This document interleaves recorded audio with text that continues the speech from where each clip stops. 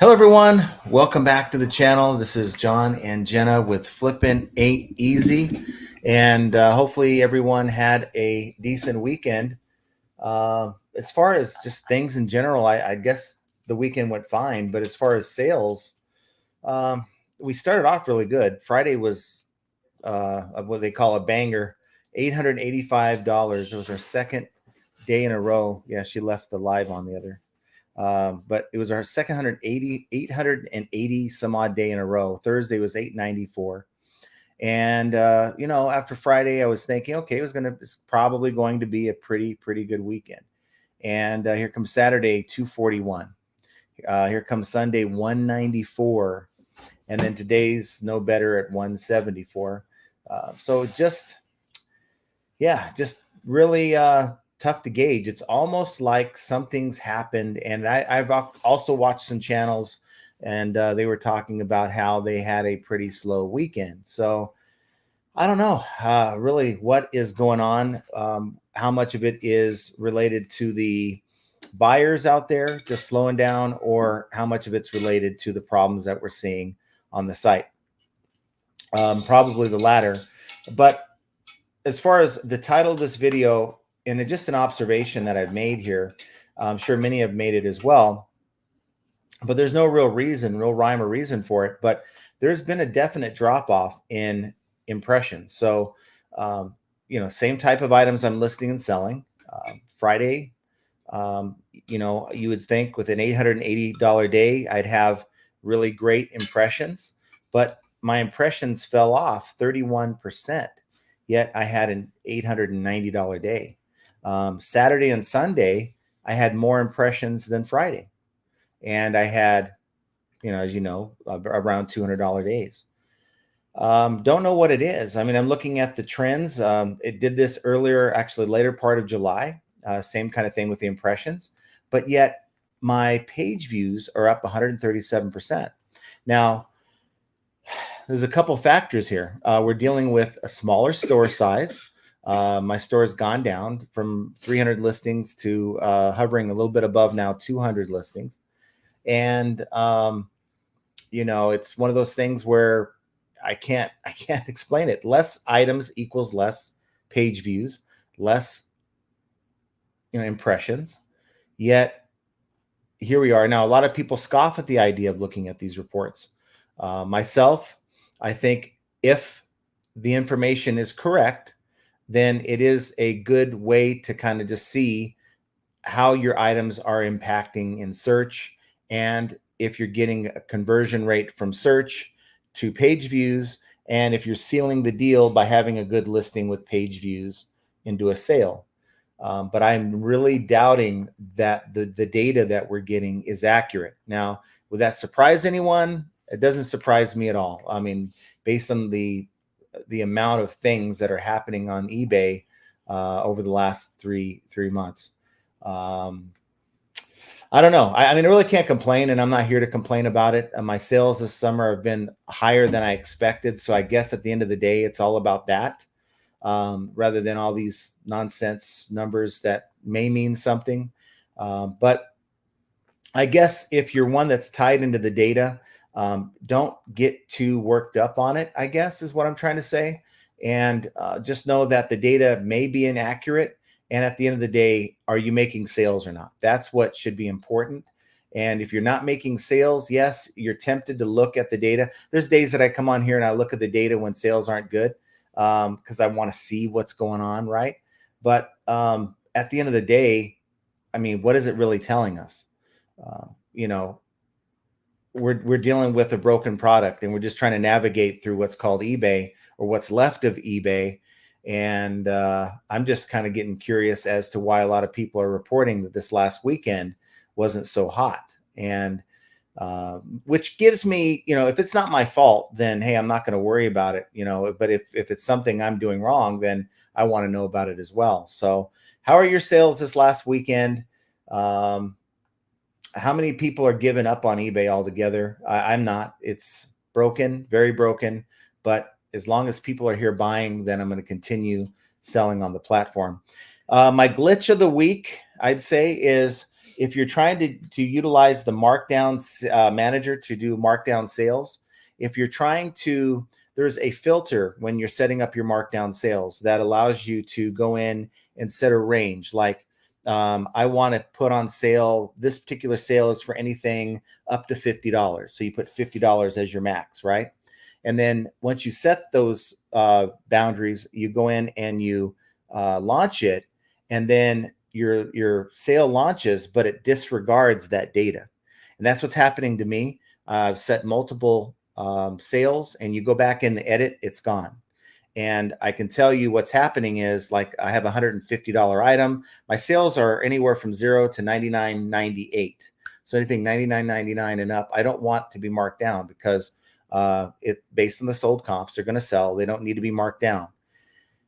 Well, they're getting marked down. And it's because you go back in and the information you're putting in that filter is just not, it's not keeping. So if you are one that is using markdown sales and you're utilizing that range where you're trying to exclude certain items, just know that's probably not happening. At least it's not happening to me, and that's within multiple sales. I just had one end on Sunday. I thought this last weekend that, well, maybe I screwed up and didn't put it in there. So I made a point to put it on the one that was starting today.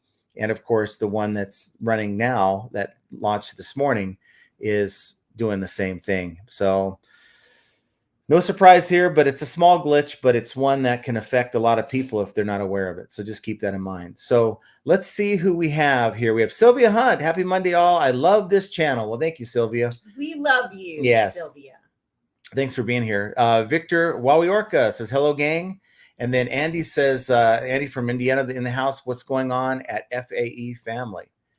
Well, I can report that we haven't had any crazy returns, knock on wood, since the one on Friday. Mail lady hasn't come yet. Yeah, I know that as an update, Jenna did file a couple reports for that, IC3.gov, and what's the other one that you did?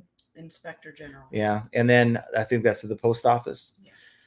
Not holding my breath. I'm sure they're run by the same type of people that run eBay. Nothing's probably going to come out of that, but it does give them something to follow up on if they are, at all concerned about that type of activity where people are sending just nonsense in the mail. Then they'll follow up on it. Picky Ricky says, I've listed 7 this evening. Now it is time to chill. Awesome. Let's see. We've got a lot of people that hung out beforehand. Andy is slow. Andy says it's slow for him too. We have Flippin' Con Marco says, hey, John and Jenna and the rest of the FA fam. Sorry I missed the live on Friday. Went to my first estate sale on Sunday. It was a half price and quite interesting. Was able to get a few things to flip. That's awesome. PTS Treasures is in the house. Slow number of sales, but sold a Brahmin handbag for $200 yesterday. Better this weekend than last for me. Awesome. We like that. We like those big sales. Let's see. Mike Camparelli says, hi, John and Jenna and FAE crew. Killing it with sales this week. Came back from FlipCon to 22 sales. Awesome, Mike. And just made 12 more since I'm back. eBay turned the switch on. Yes. Wow. We like that. Yeah. I mean, their sales are out there. Switch. I know there's sales out there. I just don't understand. Well, funny thing, the Hot Desert Deals store did way better this weekend than it ever has, and so that was nice. And it's not a lot of sales, but it's better than what it usually does. I mean, maybe we're all playing musical servers. It's if you're on a working server, we'll never know the answer. We'll never know. We can just guess, right? Yeah. PTS says, June I was doing a 6 a day consistently. Then halfway through July, it got scary. Still trying to climb back up. Yeah. Mike says, something that really helped my sales was dumping low ASP items. I was really surprised how much of an effect that made in my store. Now, as you say that, that's something I was thinking about this weekend. For whatever reason, I have this fear of going under 200 items. I don't know what it is. Just maybe I feel like a slacker because of such a small store. I don't know. It's just a stupid thought. The idea, I have 70, I counted today, about 70 listings that I would easily go over and throw on the other account, which is where all of our low ASP crap is. even though some of it's selling. And I noticed also that my conversion rate, my average sales conversion rate has fallen from 2.4% to 1.8%. And I know it's a lot of that other stuff that's getting page views and impressions that aren't making sales. So I think what I'm going to do, and the reason why I really haven't made a lot of changes on that front is because, I mean, it's as recent as Friday, almost a $900 day. Why tinker with something that's not broken? So maybe it's now eBay's looking at my store as being broken for those 70 items that out of the 210 that I have listed that are kind of just there and not really doing a whole lot. And so maybe I need to just stop worrying about the size of my store and just get the crap out of there like I've been telling everyone else to do. And it's something that I thought I did, but apparently I didn't get all of the crap out of the store back in February. So yes, I'm a firm believer of that. I definitely think that your ASP does. I mean, my entire life has changed because of it. Just simple as that. I mean, going from scraping to get by to having thousands of dollars in the bank. That's not an exaggeration. So if I can do it, I mean, the hardest part is sourcing. Took me a good solid year, but it wasn't that I wasn't looking. So that's, I mean, however you have to do it, that's the name of the game. Try to pass on the smaller ASP things and start picking up the things that are going to sell for you. And Biscuit Butt was wrong, even though I don't know how many people hit the like button. Hit the like button or John will have a 2-hour monologue today. Yeah, you guys don't want that. I try to keep it as short as possible. Can you keep it down today?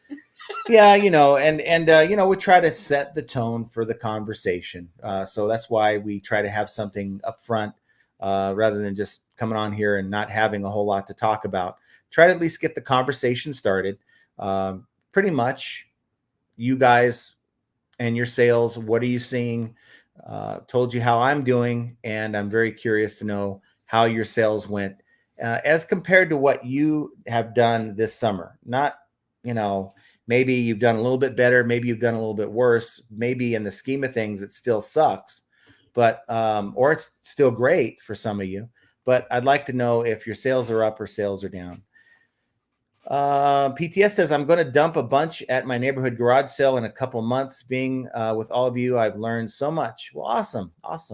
Glad to be a part of that. Callie Debs is with us today. Happy Monday, everyone. We have Ping G. Hey, Ping, thank you for being here. Hello to everyone in the chat.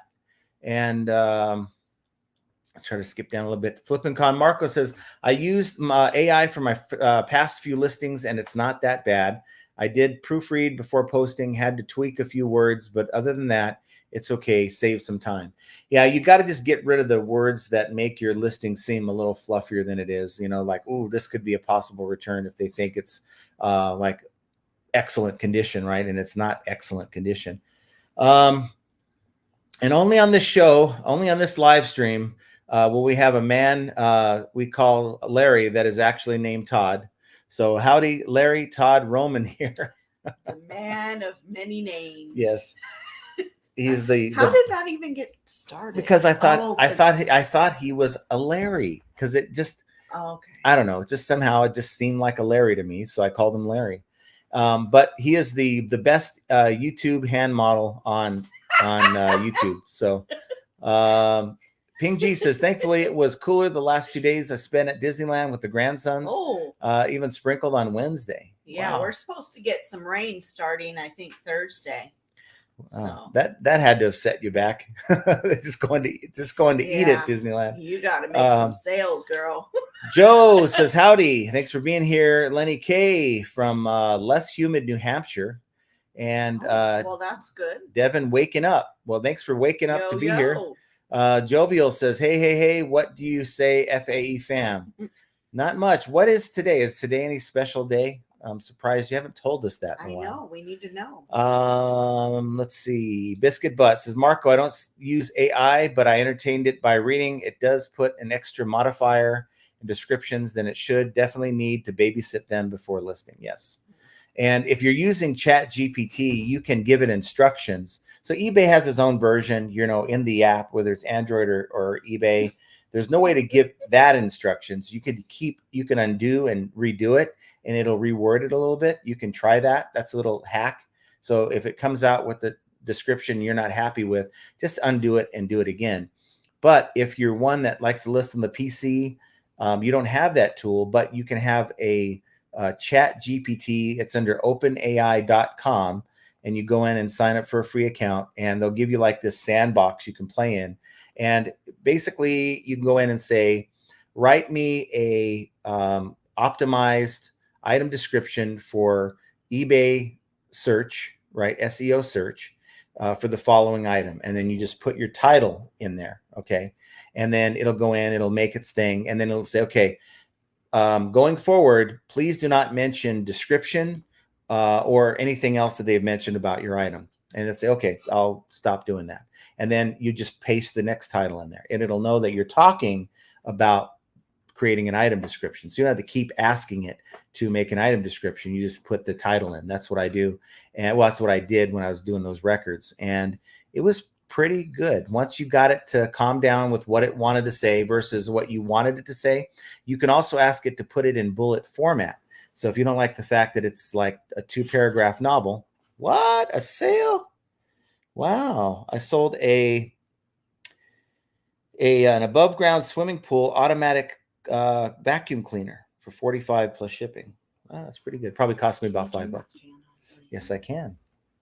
So that is like your hack on your Chat GPT. And again, you can ask it to please put this in bullet format, and then you can just copy paste it into bullet format and you'll have it. See, I find that a lot of people, when they're looking, the ones that bother to look at your item description, they tend to want to not read a novel.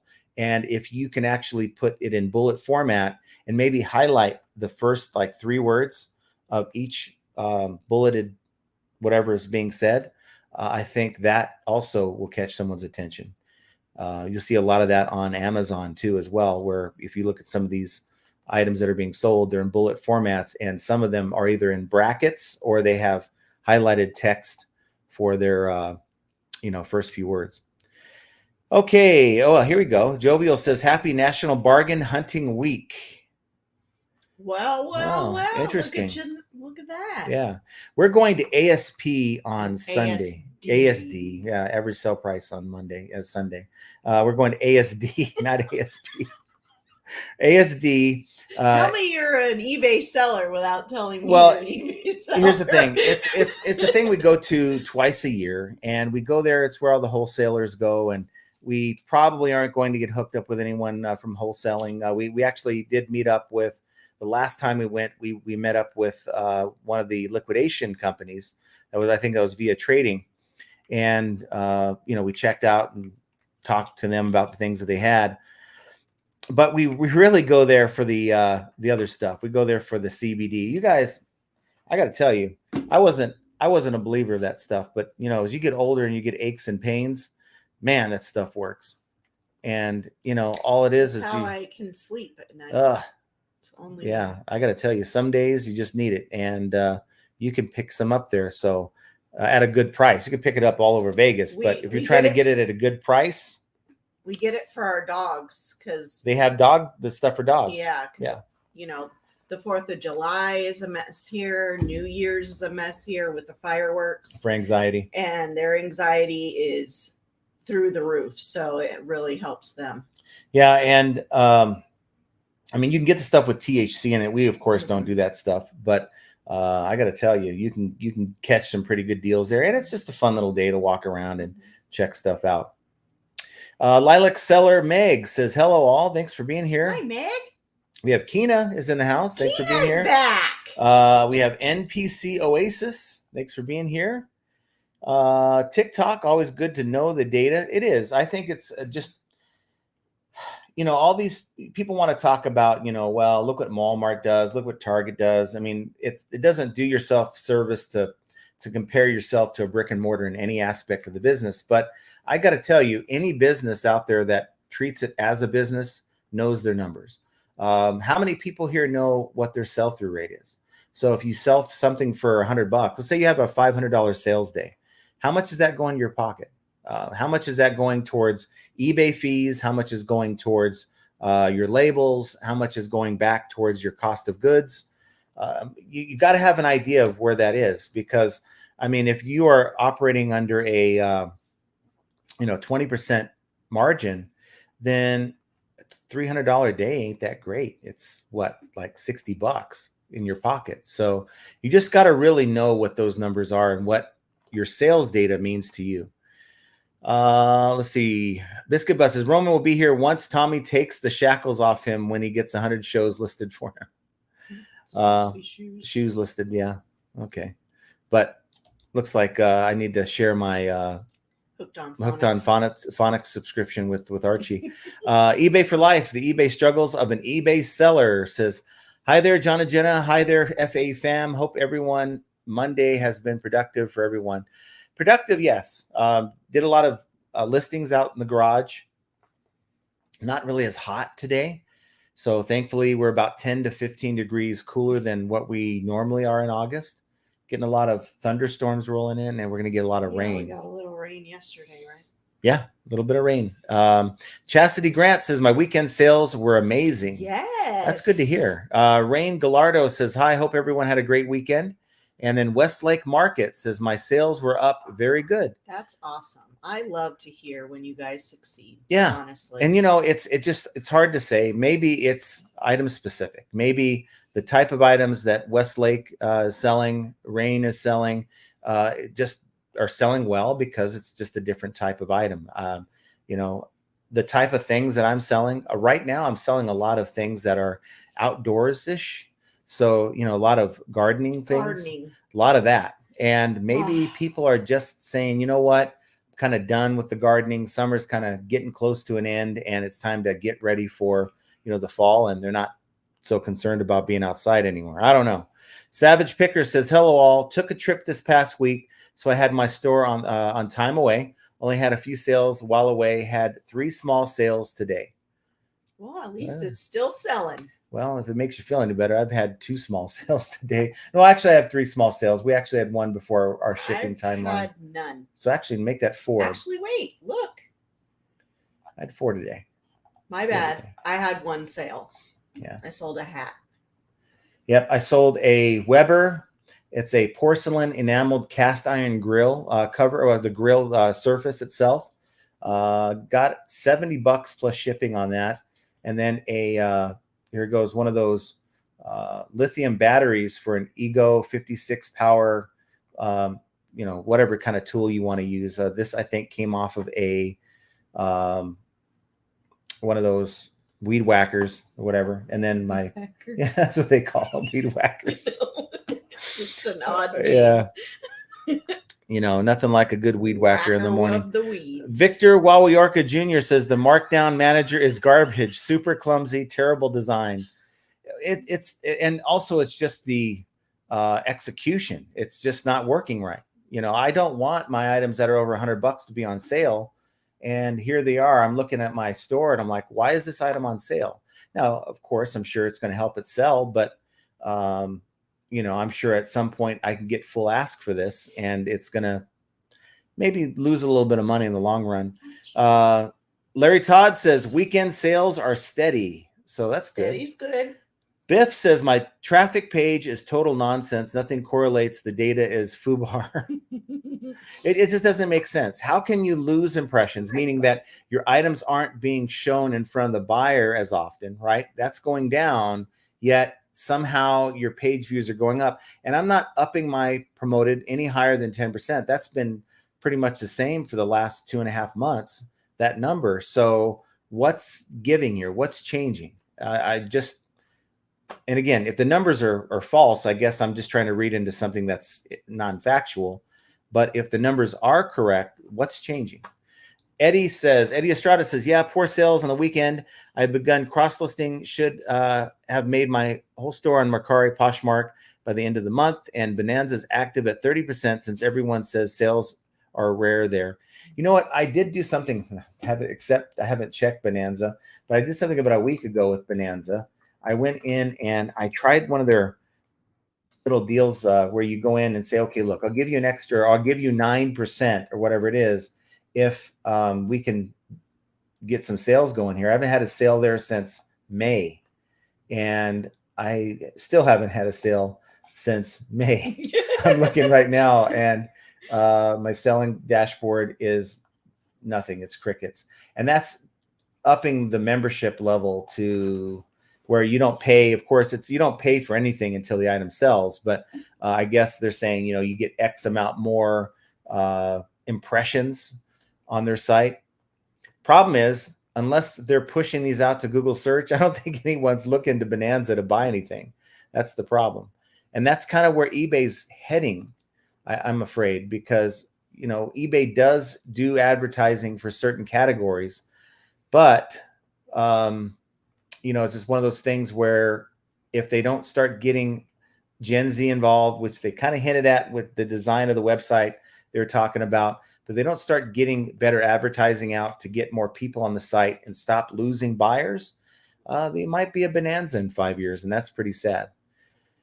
Devon, God, I hope not. I hope not either. I mean, but because we haven't had anything. Now, is all this traffic? It's got to go somewhere. I mean, people aren't going to stop buying online and then go, okay, it's time to go back to Walmart.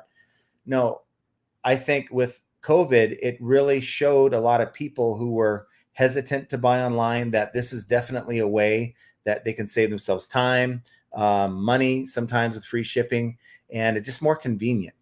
And I think a lot of people have grown accustomed to that. That's the good thing about what happened in 2020. But on the flip side of that, if a site like eBay is not nurturing that, if they're not harnessing those new buyers from 2020 and keeping them on their platform, those people are going to go somewhere else. So it isn't like people are going to stop buying online, but they might stop buying on this platform. At least that's what the data is suggesting. Well, I guess eBay turned the switch on because I got another sale. I don't understand, but it is what it is. I'm okay with it. Great Deals Depot says, hello, it's rare to me to catch a live. Well, welcome. Yeah, awesome to see you. We're glad you're here. Yeah. Keena said Steve started 9 to 5 today, so he's not home yet. Oh. Bob Martin says, hi, gang. What kind of volume of stock would you need to open a basic eBay store? I mean, for me, it's if you're above 50 items, 50 to 100 items, I would consider starting a basic store. I think the basic store is like what, $12.95? No, it's not even that. It's like $6.95 a month, and it unlocks a couple things that your competition is already using. Like I was talking about, markdown sales. You have access to that and coupons, and combined, I think it's really a lethal combination in that you get people that see the little slash on your price with the markdown sale, the price is in red that you've lowered the price, and then they click into your listing, and there's this big old banner at the top that says, for me, it's Value Trends 10 is the coupon name. It's at the top, save 10%. And now people are intrigued. People want to save money. And they see that, wow, well, what got me clicking on this listing is I can get it for $129, but now you're telling me I can get it for 10% off of that. Where do I sign up? Yeah. So I would certainly look into that. It'll pay for itself. I promise you, if you're selling decent stuff. Susan K says, hello to everyone. Sales steady last week. I hope this week goes well for all of us. I hope so too, Susan. Well, let's just hope that everything turns around. I mean, look, there's two factors here. There's what you're selling. We've talked about that until I was blue in the face, and I'm still talking about that. And then we talk about the site problems on eBay. So the traffic problems, right?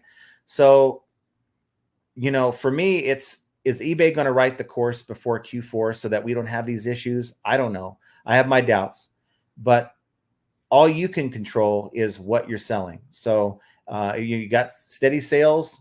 Well, what sold? Focus more on that.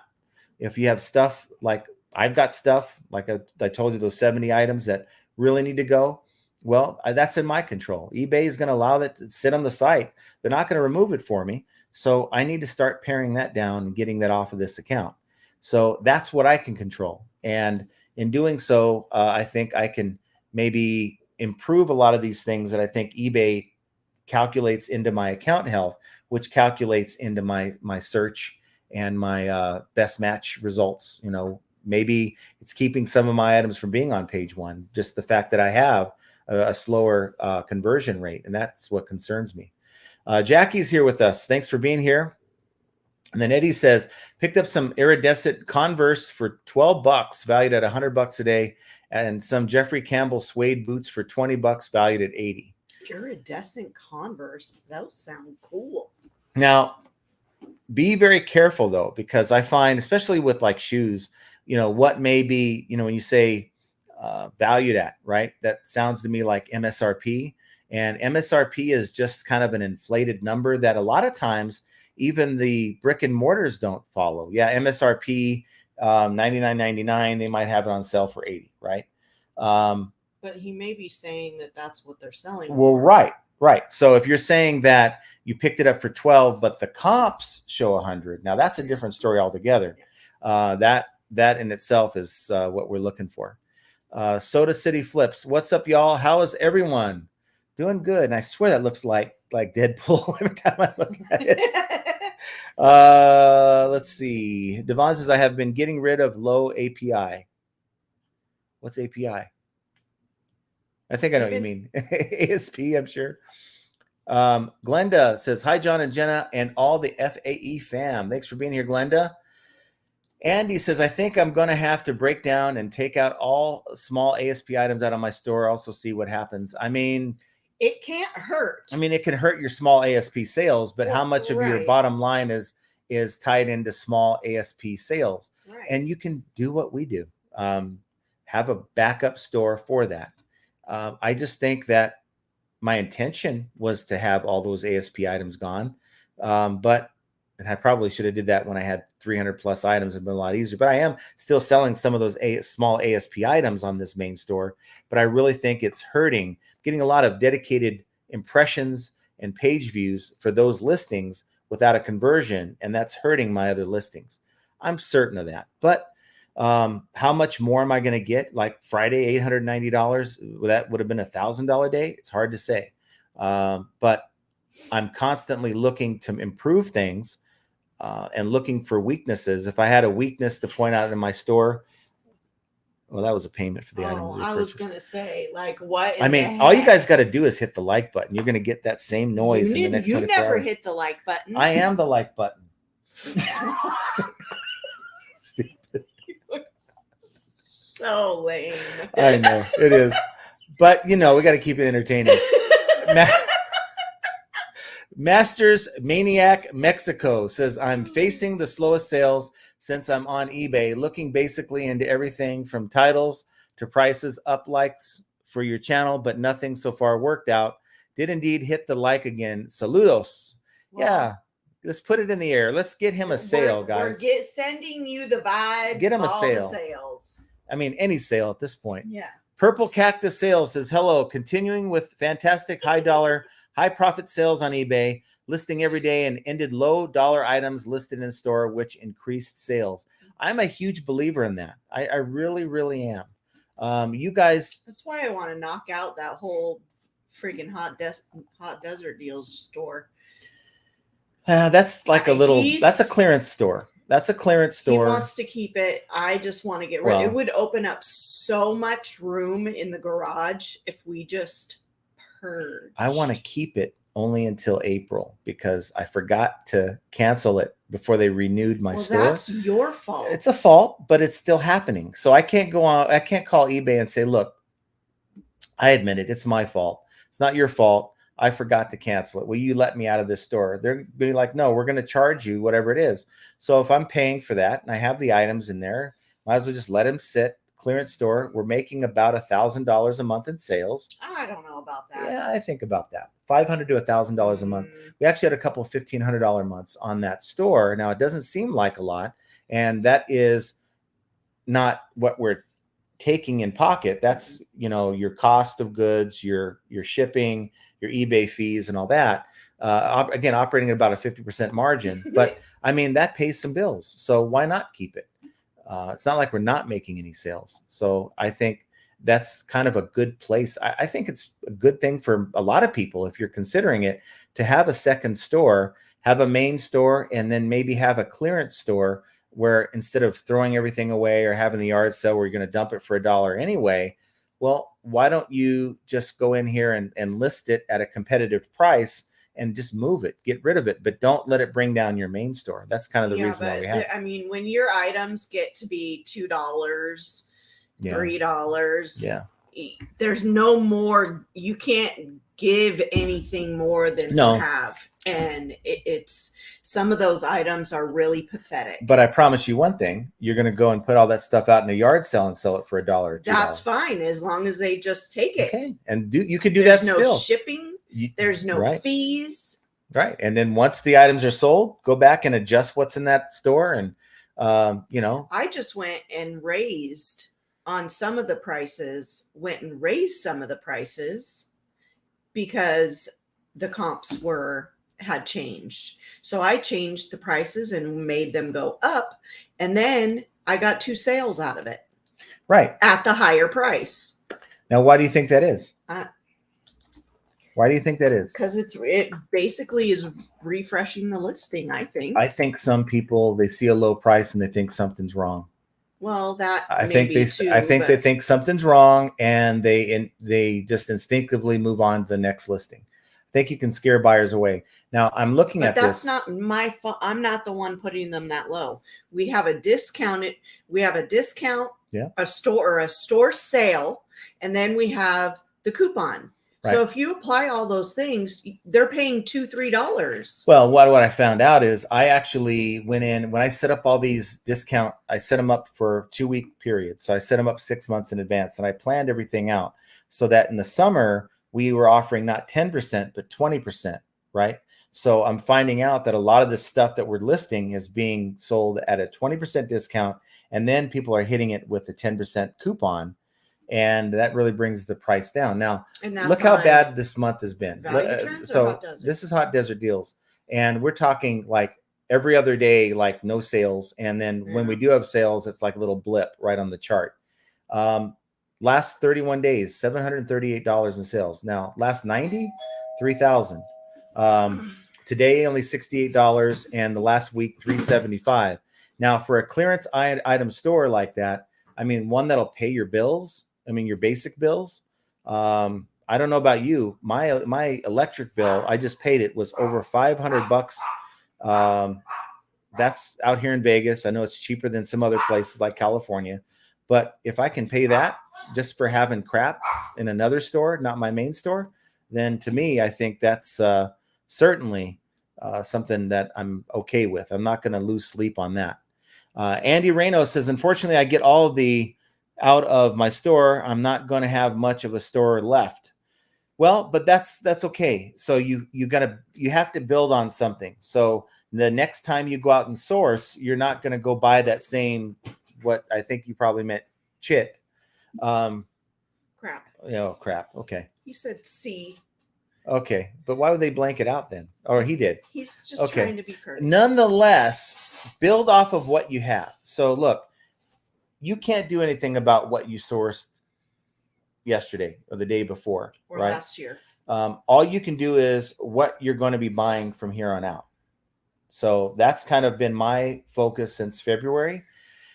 And that's why I don't do a whole lot of yard sales. If I'm being 100% honest with you guys, I think I may have done a few yard sales. I know that I'm probably going to go yard selling this weekend with Archie, and I think Mike is coming up from St. George, not Mike Camparelli, but our other buddy Mike from Utah.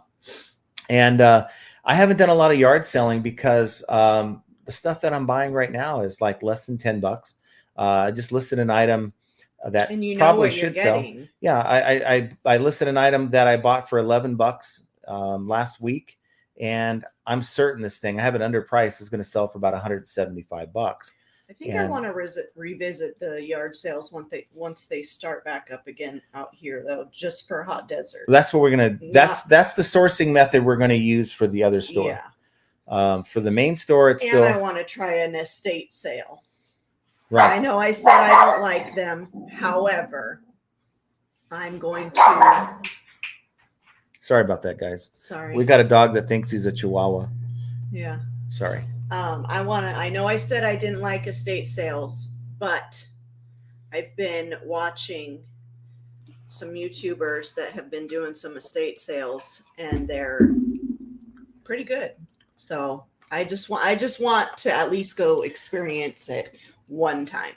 There's different ways you can get items. You can go to the bin stores. You can go to estate sales. You can go. Well, some people do go to bin stores. I know, but that's not my cup of tea. You can go find out the schedule in your city if they offer this service, and that is large item pickup day.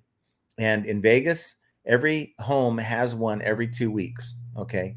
And it's, I guess, based on zip code or wherever. So like Mondays might be in this part of town. Tuesdays might be in that part of town. And find out where that is and go to those areas every Monday, Tuesday, Wednesday, Thursday, Friday. And you'll be surprised. Archie and I we've gone to this guy's yard sale. He's one of those people that have a weekly yard sale. And he puts out the things that he finds, and you will be surprised the type of things that this person finds that you can easily put on your eBay didn't store. You find that Apple? It was a Apple monitor. No, it was a computer. It was one of those computers that have the computer built in the screen. It was a 27-inch screen. It worked with box, and it turned on. Just didn't have a mouse. So we fired it up, and everything was fine. I think I paid $15 for it, sold it for $100, and this person found it, just put it on the side of the road for large item pickup. And you'll be surprised the kind of things. And his cost of goods are zero. So you don't even need money to get started. You can go and do something like that, and maybe build a rapport with your neighbors. Say, hey, if you're looking to clear out your garage, you're looking to clear out your closet, rather than messing with the yard sale, I'll take it off your hands. You don't know how many people that just don't care about money. Like, look, I don't care. I just want it out of my garage. If you're willing to come get it, maybe, I don't know, maybe even do an offer up ad. I don't know. Well, but I was looking at some of our stuff, and I was thinking back. So I've been watching Kayla from the Homeschooling Picker. So she picked up it's basically a platter, and it has a turkey on it. It's a Thanksgiving platter, and it's it's a turkey platter, but it has this beautiful image, but it's raised. It has texture. It's beautiful. Anyway, I have 2 of them. I have 2 of those same plates, and I'm thinking, we hardly ever use it. Mm-hmm. Might as well just get rid of it. Like, why do I need 2? I don't need 2. I have this guy likes kitchen gadgets. Okay. I like gadgets. He loves to buy new appliances. Yes. If you love to for cook the kitchen. If you're have this physique that I have, then you need to cook and you need to eat. So anyway, we have a lot of those type of things. You gotta cook. I mean, yes, I've weeded out, things as we've moved, but for the most part, I have like some vases that I don't even know what the value would be on them that we got for our wedding. I mean, there's so many things throughout the house that I look at differently now. And before, I would just toss it and throw it away, because we don't have yard sales around here that we're allowed to have, any weekend of the month. So there's just so much stuff that you could look at differently within your own house. What are you smiling about? I'm just waiting. You're having your own little diatribe. I'm just waiting. I'm waiting for Archie to say something about how long you're taking. Oh, by the way, guys, I think she's going to be a special guest on a podcast tomorrow, or is it a podcast or a live stream? It's a Let's Do Lunch, I think. Let's Do Lunch with Kristen and Angie, and that'll be tomorrow. It'll be premiering at 10 a.m. Central Time. But it's going to be more like Let's Do Early Breakfast for you. For me, it's I wouldn't have eaten anything prior to this recording, because I don't eat in the morning. Let's see. Lenny K says, hit the like button. 122 watching. We have 168 now. Only 46 likes. So let's go, guys. Get your sales. 2 Aussie Thrifter says, good morning. Listening for the first time as we get ready to go do our shipping. Awesome. Now, you know, I know it's morning for you right now out there in Australia. You knew you were going to do that. I don't do it very well. But I got to tell you, this is really a game changer. If you make, look, okay, for us, we do same day shipping. So we have a cutoff at 9 a.m. So after 9 a.m. hits, anything I sell, like the things I just sold, I don't have to get shipped out until tomorrow. Well, as things accumulate, so I've got, 4 or 5 sales now. She's got a couple on her account. Well, the last thing we do this evening before we shut everything down is we'll get this stuff shipped, right? So she'll get out there and get it all together, and I'll do the labels and everything. And that way in the morning, you're not looking at a lot of stuff to ship unless you get a lot of stuff overnight, right? A lot of residual, I call residual shipping. That's fine. Maybe a handful, like today was a handful because we did most of it last night. Yeah. And that frees up so much more of your day instead of having an entire Monday, taken up because you're doing your shipping. Now that's done and you can get your listing done. And that allowed me to do a lot of that. And I even told him on Saturday, with the way that the sales were rolling in, I was like starting to feel anxiety because I know what Sunday nights entail on a regular basis. Mm-hmm. But Saturday, our sales were just rolling in on both accounts. Not and I'm thinking accounts. Friday. Mostly on Hot Desert, but he even said, I think you're outselling me at one point. She was on Hot Desert than the regular account. And I'm like, I think I am, but it's making me nervous because I know what Sundays entail. And if it's, and of course I didn't touch it on Saturday, but I did start earlier on Sunday to get it finished. I didn't want to be out there until 11, 12 o'clock at night. Straight hair. We have no one design in the house. Says, hey, Jenna, straight hair, and John, thanks for being here. He has straight hair too. I do. You don't want to see me with the fro. Biff Boffo says, eBay gets their fees from GMV. Why would they care about ASP?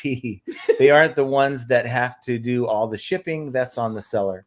Yeah, I mean, they care about ASP in the sense that they're trying to support the higher end buyers. And they said it, there's 3 different tiers: the high, the mid, the low. And so they want to see more higher end buyers on the site. So naturally, wouldn't that mean that they're going to want more higher end sellers on the site, providing that higher end merchandise? So eBay doesn't want a site any longer where, and I just throwing numbers out my butt here, but they don't want a site where it's like 80% of the sellers are selling like stuff under $20. Okay. They want to promote the idea of selling higher ASP items, which of course helps their bottom line per sale. Again, I don't know their logic, but I just know that from my transition, my own personal transitions of other people who have actually gone and stopped sourcing the lower end stuff, started selling the higher end stuff, and seeing a lot of the similar results that I'm seeing. Well, there's something to it. And as long as that's a thing, I don't care if it's something that eBay supports or not, I'm going to keep doing it. And it's all about making money in this business. So if, one day I think, you know what, I'll try to sell this item. And if it works, I'm going to keep doing it. If it doesn't, I'm going to try to transition over to something else. Victor says, slower than normal, but a few higher ticket items a few weeks back. So there you go. Daniel Lesage from Baton Rouge says, hi, gang. My best to all you FAE crew. My sales have just crashed big time over the last 2 weeks. Summer slump, maybe, but really bad this time. Today, I tried canceling all my promotions. So I know, like Joe, Crazy New York Driver, he was talking about how, about a week or 2 ago, he canceled all of his promoted listings, got 9 sales, and then for whatever reason, canceled all of his promoted listings, got 9 sales, turned back his promoted on and got no sales. And then he came back with an update saying, well, he tried that again and it didn't work. And he's been promoting ever since. Well, we did that. We tried that on my store where we turned off all promotions and I got not one sale. Yeah. Which is not normal. I mean, I at least get one sale. And we turned it back on and then they started coming back. So I mean, eBay is going to be motivated, and I say this in like it's a person, but you know, the site is programmed to be more motivated to sell your items. That is going to get them more returns. So if you're more willing to give them, you know, an extra 2, 3, 5, 10%, then this person over here who's selling the same item and not offering anything. I mean, just think of it as a person. Think of it as some guy at the flea market, and you go to him and say, hey, I have a box of these things that I want to sell. If you're willing to sell them for me, I'll give you 20%. And then this other guy approaches the same dude and says, well, I have a box of stuff, but I'll give you half. Which box of goods do you think this guy is going to try to sell faster? Not yours. And I think it's set up the same way with eBay. So I know that the promoted game, it's one of those things where we try to do little things like cancel promotions. We do this, that. I don't think it's a bad idea to try new things. But don't get married to that idea that canceling your promotions is going to help you with sales. Be very quick to make another change if you don't see anything come out of that. It's kind of what I'm saying. So you're always looking to tweak things until you find, this is working, and then you stick with it. So I'm just a big believer that, you know, it just makes sense. eBay wants your money. How is eBay going to get more of your money? By promoting. Now, a lot of people, and I looked at this the other day, a lot of people will say, well, I ain't giving eBay any more of my money. Well, fine. But if you consider the fact that my organic sales, I wrote it down. Last 30 days, I had 228 sales. Only 47 of those are organic. Okay. So a good 161 of those listings is directly tied into promoted listings. So if I went in and just said, you know what, I'm not promoting anymore, I would get probably around 47 sales. That would crush me. Okay. So yes, I'm paying an extra between 7 and 10% on every sale and final value fees. Fine. So I'm making, instead of 47 sales, I'm making 228. That's 70. That's like what, 3x that's 3x. So I'm making 3x more than I would if I had no promoted listings, over 10%.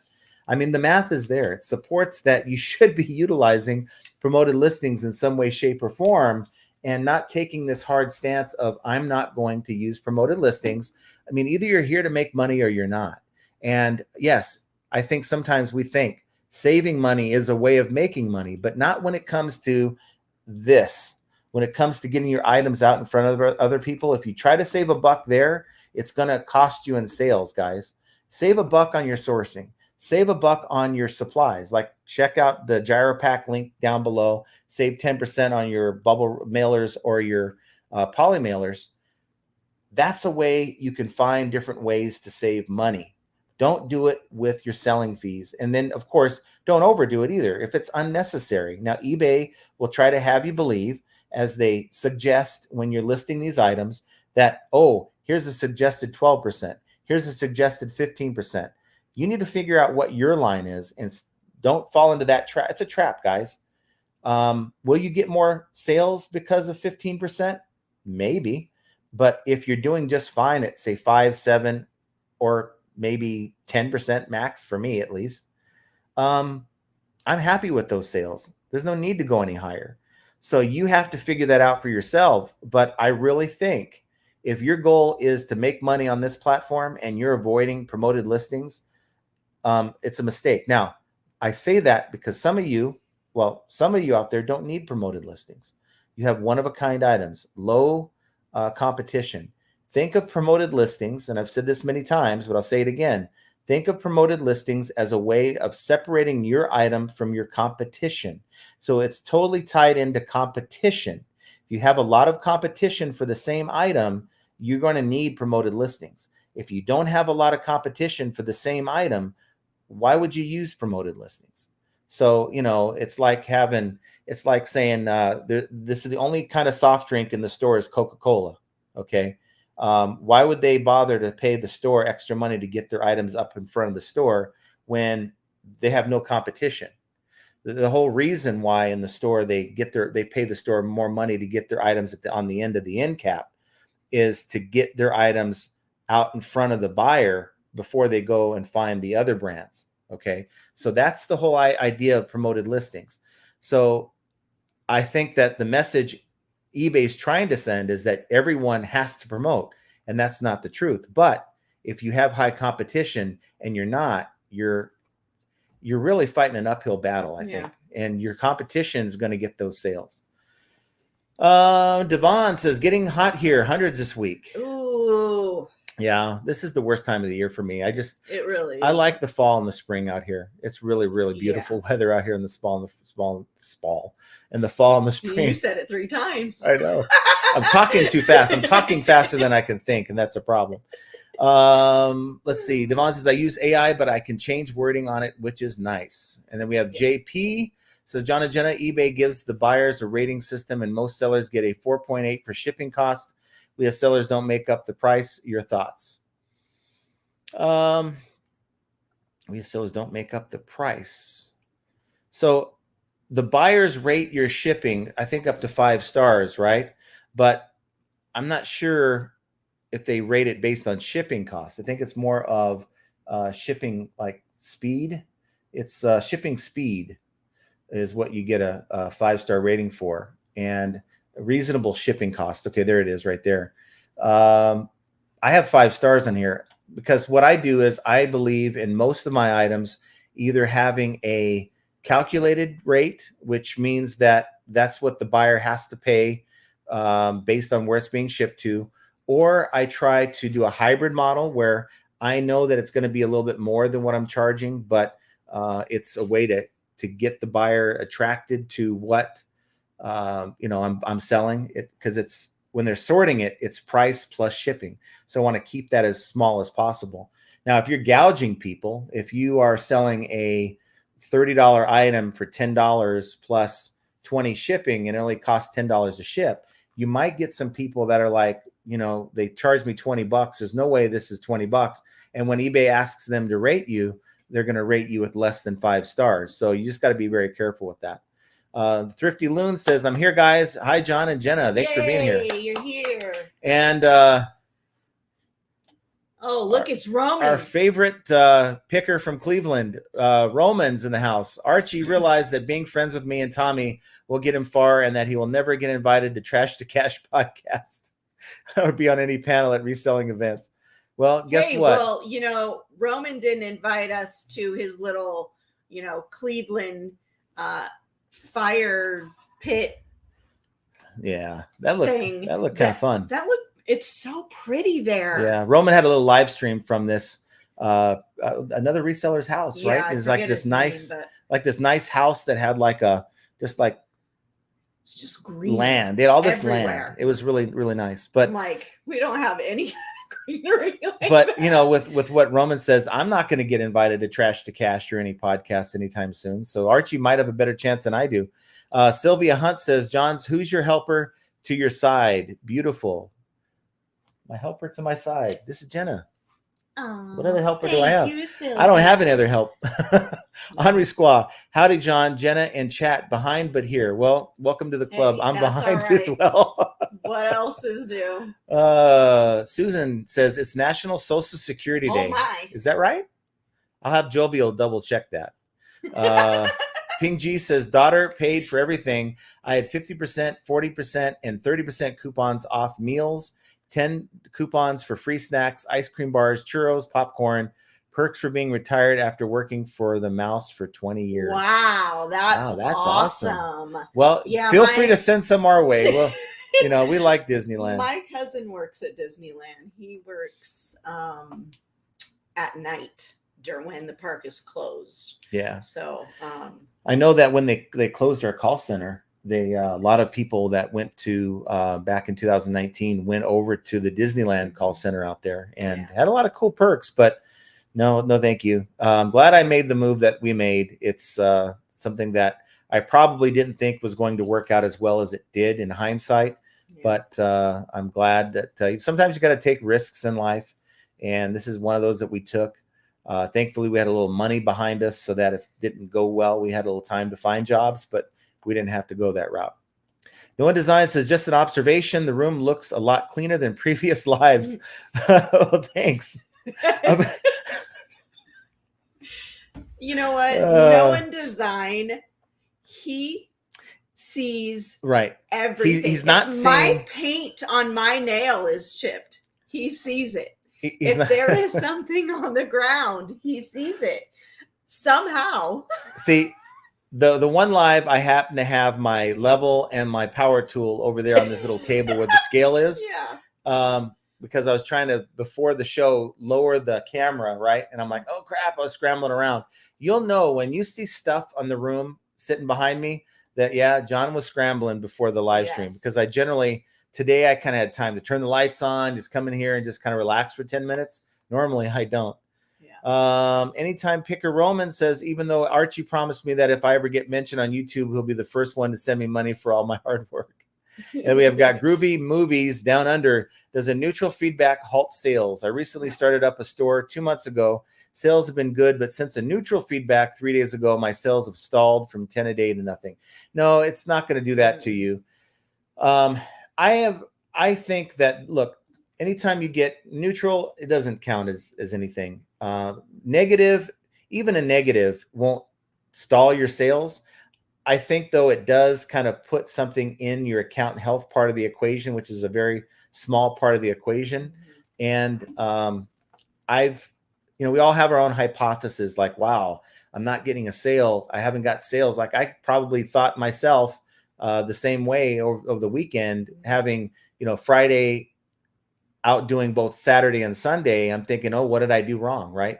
It's always kind of in the back of your mind that something's not right. But I can assure you that it doesn't work that way. Something else might be going on, but else might be. It's not that. Leave a professional. Now, if it was a nasty neutral, now you might have somebody that went on, looked at it, and said, no, neutral. It could be one of those where it should have been a negative, but it's a neutral kind of thing, and it's very detrimental to you. And the fact that it's there, maybe somebody is looking at it and saying, yeah, you know what, I was thinking about buying this item, but if my experience is going to be like that, no, I'll go somewhere else. So you want to go in and put a professional follow-up to it, and say, hey, try to resolve it with the buyer or whatever, offer 30-day returns, whatever it is, just so that the person reading it knows that, okay, because there's two sides to every story. But if there's only one side, it could chase someone away, whether it's neutral or negative. Yeah. Mike says, now that sales go ground advantage and we get a discount, I've been dropping the calculated weight on some listings, making it more desirable for the buyer, and it doesn't cost me more than they pay. Yeah, I like that. And what I do is I do the FedEx. So like for FedEx, calculated on eBay is cheaper, actually more expensive than my rates. So if eBay is saying, okay, even with the published discounts, then I pass on my discounts, because you have the option of passing on your discount or not. But I charge the buyer what I pay pretty much on eBay labels. But if it's a $20 label on eBay, it may only cost me $13 on my account with the setup that I have directly through FedEx. So that covers a lot of times what I'm charging for the label, and what I pay. The difference between what I pay and what I charge covers my fees. Just something maybe you can do in the future if you're trying to figure out. Now, if you have enough volume, you should be able to get in touch with, let's say, go to a FedEx facility, say, is there a way that a local rep can contact me to set up local delivery and maybe a discount? They're eager to find people who will meet that criteria. They're trying to build business. So it's something that maybe you can consider if you have enough stuff going out. I'm not even sure how they got a hold of me. I remember we lived the back of the other place, and I got a call from a FedEx rep, and they called me and said, hey, so-and-so from FedEx want to do business with you and, get you set up with delivery. I'm like, you watch my videos on YouTube from 2020? No, you guys owe me like $300 or $400. I'm not doing business with you guys. And the guy was kind of like, oh. So when the guy called me last year, once we first moved over here, he was like, yeah, I realized you had some issues, but here's some things you need to know. And he kind of told me, and we booked a couple meetings, and finally we got it all set up. And it's a good partnership. I can reach out to this guy. I don't have to call any reps. I can just contact this person by text. We've played golf a couple times, actually one time. And just went to lunch a couple times, played golf one time. I could reach out to this guy, and then within 10 minutes, he's going to get back to me. And it's kind of good to have. I wish eBay was like that, but it's always nice to know somebody who knows somebody who knows somebody. Yeah. Yeah. Darth Thrifter says, hey guys, long time watcher of your videos. First time I've caught you live. Your channel is very helpful. Thanks. Well, no, great. Thank you for watching. I mean, you guys thank us all the time, but I'm just some guy that, works from home and, just has a video camera and, well, not even that, a phone and a gimbal. And I make these videos. And the fact that you guys watch some of these videos, a lot of times I'm telling her like, yeah, I'm going to make this video. I doubt it'll get a lot of traction. Yeah, he says that about almost every video. Yeah, I don't even, this isn't even good. Here, is it normal? Look at this. Is it normal to not like your own content? I don't know. I don't know. I just guess I don't like hearing myself speak. Unless you're, your I know people is a little too large. People might think that this guy, all he wants to do is hear himself speak, but I absolutely hate hearing myself speak. He gets mad if I'm sitting in my office and I'm playing one of his videos. I don't want to hear myself. He's like, can you just turn that off? Like, you get mad if I don't watch your videos, but now you're mad that I'm watching your video. I can't win. Cassandra says, for the CBD, it's best to get pet ones at the regulated stores so you're getting quality stuff. Pet items are not regulated at all. So the regulated stores are supplied by these folks, the different manufacturers of this stuff. They're supplied by them. So yeah, the one we get is very reputable. It's a California-based company. It's really good. Woody Hayes says, Jodeci or Keith Sweat? What do you think, honey? I'll let you guess. Jodeci. But I do like Keith Sweat too. Andy Reno, I need a hip replacement. Send me the CBD link. It's funny. I get people that, like my friend Mike, he's like, oh, we got to pick him some up too. He wants some stuff. This is a roll on. This is 1,000 milligram roll on that you roll on, like, let's say you have bad knees or whatever. Or I put it on my my tendonitis. He tried that one time and he's all, I'll give you $50 for the rest of that right now. And I'm like, all right, well, where's the money? I'm a reseller at heart, right? So, of course, he's willing to pay up. So, it is what it is. Mike says, I would rather convert the sale than make a few bucks on shipping if the item sells. Yep. Yeah, I agree. Having such a good conversation. I'm kind of running behind. Maybe I should do that in Hot Desert. What's that? Take a look at the shipping. It's always good to review what you've got going on. Well, considering those are listings that you did a long time ago that were only just transferred, I don't know that we've got to look at it. Well, that's a good idea. Yeah. There's so many things. Sometimes people say, you know what? I listed my 5, 10, 20, 30, 80 items today. And then they think their day's over with. It's really not. There's really so many things as a reseller you can do that really there's not enough time in the end of the day. Going in and just researching an item. Why is this item not selling? Looking at the sold comps, figuring out, is this the best shipping model for this listing? That type of thing. Yeah. What are my dogs freaking out for? They want to go outside. So yeah, I'm always looking. That's why I spend so much time with eBay, because I'm not just listing. I'm doing other things, including like researching and trying to figure stuff out. Maybe I'm spending too much time doing that, but it seems to work for me. Timber Tester says, an eBay seller recently returned a painting. Instead, they gave me a trashed, broken painting that isn't the same. It was like $90 US. eBay won't refund me. Any advice? Well, if it's a return that you're dealing with and you have the refund tool, now depending on your account health status and all that and how you listed the item with 3 returns, or if you're a top rated seller, you don't need free returns, just 30-day returns. You should have access to the refund tool. go in there and deduct 50% from the refund. Do not give them the original shipping back if you charge that separate. And hopefully that $45 that you retain from the buyer will cover your cost of goods. And yeah, you're not going to make any money off this transaction. Really, probably not a whole lot after your fees are calculated, because eBay is not going to give you your fees back for that 50% if you make the adjustment. That's something you have to keep in mind. That's why I'm no longer an advocate of adjusting the refund by anything less than 50%. So if it's not worth adjusting 50%, I don't even bother with it, because eBay, if I just refund the buyer in full, I'm going to get my fees back. So you got to consider that as well. And just know that whatever you paid for that painting, you're going to be able to deduct that from at the end of the year from as your cost of goods. So if that cost you $10, well, yeah, you might be out $10, but you're going to be able to say that's part of my cost of goods at the end of the year. Queen Boss Lady says, I had a good source for Home Depot salvage items, and I was afraid of the shipping process for big items. But that's just it.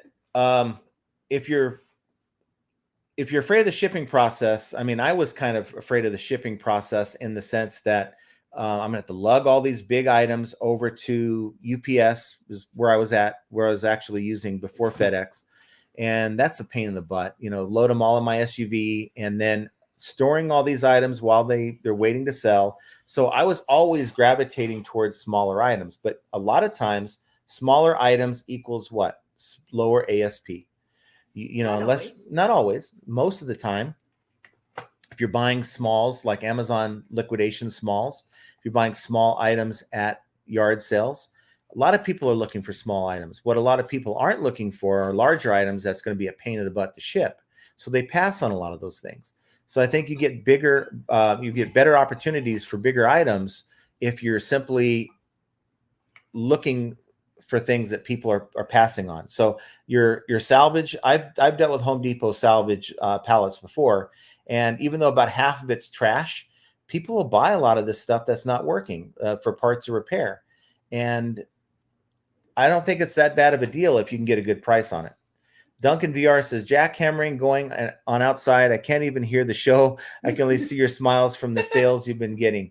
Well, the smiles aren't from the sales. We just enjoy being here. I like talking to you guys, and we get hopefully 2 times a week to do it. Jackhammering stops soon. Yeah, but you can always put it on replay too. Henri Squaw says, my sales have been slow. Now I'm back from vacation and so back to listing, which I'm confident will help sales. Yes. Mm-hmm. Listing does help sales. I'm a firm believer. Your activity on the site has a huge part of your success. Junk Trader says, Roman, I'm so glad I didn't get invited to Cleveland to meet up. So sad. Oh, sad. Glad. Well, she might actually be glad. I was pretty offended I didn't get the invite either. That place was really pretty. She might have been glad, though. She might have mistyped that. It is Roman, by the way, we're talking about. Dave Philman says, hey, John and Jenna, congrats on 2 sales during the lives. You guys must have it. Hit the like button. I think she hit the like button in there and on her phone. So that's what went down there. Scott Bates says, tried to rename my eBay store. The URL cannot be changed. Called eBay, and they said in order to change your URL to a new store name, you have to close the store. So they don't let you name the store anymore. Rename it. No. You can change it in your settings, like on the store, but your URL still says, like ours still says Homey's Depot. That's the greatest name, especially when you're selling Home Depot goods like we were selling. I think Homey's Depot is perfect. I don't think anyone can claim that name either. Because it's our URL. That's wonderful. Queen Boss Lady says, what can we do to get ready for Q4? What can we list? New or pre-owned? You can list both. But again, if you think in terms of people are going to be buying, in Q4, the idea that there's a boost in Q4 is people are going to be buying gifts for the holidays, right? How many people really buy pre-owned stuff for gifts? Some people do. Some do. That's kind of tacky. I mean, I look at it, but a lot of people feel like that. If you're buying stuff that's pre-owned for someone, it is kind of tacky. It is kind of tacky, unless you're going to put it like as a stocking stuffer. If your grand finale item at Christmas is like this pre-opened, open box thing of underwear, Okay, that's kind of tacky. That's tacky. That's tacky, right? If it's an open boxed toy, the 2-year-old won't know about it. And nephew have gotten they aren't used, they're new items, but they're liquidation. So yeah, but those are new liquidation. Well, then most of the ones we gave were new, like the Barbies and stuff. Those are brand new sealed. But you know what? The child, if you're buying a toy that's pre-owned, right? The child won't care. They're going to go out and play. Oh, look, it's a truck, right? Probably play more with the box. But their parents will probably give you the side eye. I don't care. What? But what I'm saying is that's something that you have to keep in mind. Now, what can you do to get ready for Q4? From my experience, you need to start buying now because especially liquidation, but things start to dry up. That's my biggest fear that's my big fear right now going into Q4. I source every day. Every evening I go on and source. My biggest fear is that as I get into October, November, things are going to start drying up and I'm not going to be able to get the kind of things at the price point that I'm used to getting. And I'm thinking that Q4 might actually not be as good of a quarter for me than the summer's been. I don't know. This is new territory for me. Yeah. For the kind of items that I'm selling. I just think you need to be buying more. But again, buying more means changing my standards. So I have a certain price point that I'm willing to buy certain items at. And the only way I can buy more is if I'm willing to increase my per item cost, which I'm currently not willing to do. I am able. I can spend really as much as I want on goods. But then again, if I bring in more stuff, we're also going to have no place to put it. So that's why I'm saying we need to get rid of the crap. We are going to be. Some of it's not crap. I mean, whatever reason, maybe a lot of it is just some of the stuff that I have in my main store. I need to go in and revisit the price on some of it. There's something wrong. There's always a reason why things don't sell. So much to do to maintain a store, I tell you. Noah Design says, Roman, I hit the like on your last live in the Creepy Woods and got a bill in the mail. Mafile and Inad. That's funny. Okay. Chastity Grant says, I closed it because they kept taking down listings for whatever their version of Vero is. Tired of arguing about it, so I just shut it down. Made 7 sales all of last year on Bonanza, no loss. Yeah, Bonanza is. If there was any effort involved in Bonanza, I wouldn't even be on it. Let me put it that way. I think I'd have more luck putting my stuff out in the corner with like a little collection box. Just put whatever you think it's worth in the box. They wouldn't put anything. I know. Curious Collection says, had a great week and weekend. Set our sales positive over last month. Today's slow, but not over. It's not over. That's right. Great Deals Depot says, I hit the like button. No sales yet. Last time I hit the like button here, I got a notice from eBay to take a listing down. Oh no. Well, doesn't come in our guarantee. You must have hit another. You must have been on another live beforehand. There was a couple lives before mine went on at 3:00. So you might have hit the like on that one. Groovy Movies Down Under. So lower priced items can have an overall effect on more expensive items. My stock ranges from $5 to $100 AUD. So, okay, my theory, of course, there's no manual for this. You might even encounter channels that think that they have the answer figured out to a T, and my way is the only way. But I got to tell you, it's something that we're kind of figuring out. I'm figuring out in that if we're looking at the traffic reports, okay, if you have, let's say, 50 items that get views but never sell anything, okay, they are getting impressions and then getting page views. People are actually clicking on the listing, but they never buy it. It's sitting there forever. You got to just say half of your store is like that. Well, eBay is going to look at your store as not that great. Now, if you get rid of them and you have 100 items out of the 200 that are just, doing fairly well, and you increase your conversion rate, your sales conversion rate, well, eBay is going to maybe put more items higher in search because your account health is better. I'm a firm believer that number means something. When they tell you, you're at in my case now, they say I'm at 1.8% sales conversion rate average sales. It says average sales conversion rate. It doesn't say your best item sale rate. It doesn't say your worst item sales rate. It says your average sales conversion rate. And that means it's taking all your crappy items and putting it into that number to come up with that number. Isn't this Hot Desert? No, that's Value Trends. Oh. So my goal, if I was to change any of these things, it's not the impressions, it's not the page views, okay? It's the sales conversion rate, which is the equivalent of your sell-through rate, that the way that eBay calculates it. And there's a reason why you don't see sell-through rate for your items listed. You'll see it like if you're researching an item on Terapeak, a sell-through rate, but you won't see it on your account, is because it's calculated differently. It's really impossible to calculate a sell-through rate for your listings on eBay. That's why they give you an average sales conversion rate, which is pretty much the number of page views divided by the number of sales divided by the number of page views, and that gives you your number. Alan Thompson says, I had a problem with PayPal accounts. I have been using it for the last 20 years. I click on manage payment in eBay. It looks like it has something. So I don't know. Well, hopefully you get that resolved. If you, eBay's managed payments and PayPal are not linked anymore. So if you have a problem with your PayPal account, you want to reach out to PayPal and see if they can get that handled. I use my PayPal account. I do some business off of eBay. And also, if you're dealing with Bonanza, your payments come through as PayPal. So, other vendors, like sponsors of the program, whenever we get a couple sales, you guys click on the links down below. We get a little bit of a kickback, not a whole lot, but, they'll send us a few bucks here and there to our PayPal account.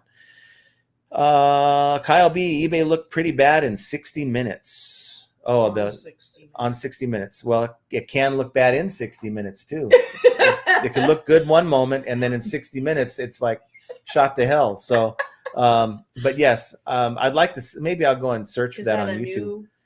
Maybe they have that on YouTube. I like to check that out. Is it a new topic? It is. It might be. I don't know. Biff Boffo says the store sells 10,000 iPhone cables per month at $6 a piece. Would eBay hate that store?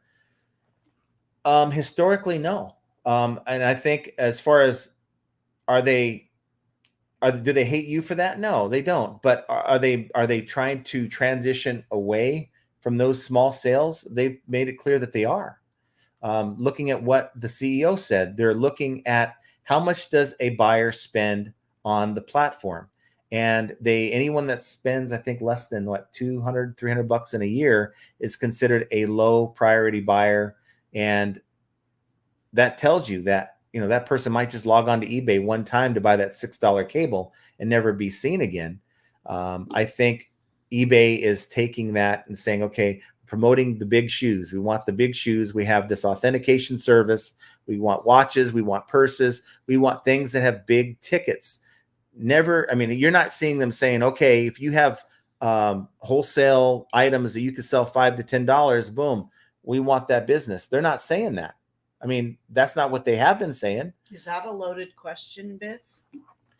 No, I think it is. I think it is because, the idea is, okay, can you have 10,000 iPhone cables and selling at $6 a piece and do well on eBay? You certainly can. Mm-hmm.